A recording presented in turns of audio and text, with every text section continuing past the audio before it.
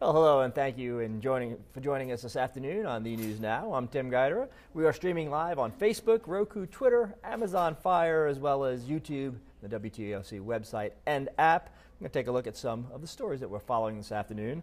The casket of former President H.W. Bush is on the way to Washington, D.C., where it will lie in state in the rotunda of the Capitol building beginning tonight.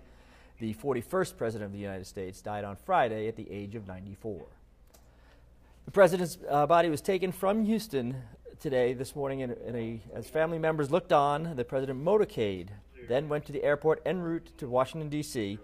On CBS this morning, former Secretary of State Colin Powell, who served as President Bush's chairman of the Joint Chiefs of Staff during the first Gulf War, remembered his former boss. He would not make some jump decision out of nowhere. He would think it through and then decide what was best for the country, but not only what was best for the country, what was best for the world. The motorcade will transport the casket through Washington to the National Cathedral for a state funeral. Afterwards, the president's body will be flown back to Texas for a public viewing and private funeral on Thursday. Well, Georgia's runoff election for Secretary of State and Public Service Commissioner will be decided tomorrow. The Secretary of State race has gotten most of the attention between Republican Brad Raffensperger and Democrat John Barrow. You will vote at the same location where you voted in the general election. The Georgia Democratic Party is saying that election officials in some counties waited too long to send out absentee ballots for the upcoming runoff election. They're asking a judge to extend the deadline for accepting them. The federal lawsuit says 65 counties didn't send out absentee ballots for the December 4th runoff until last week.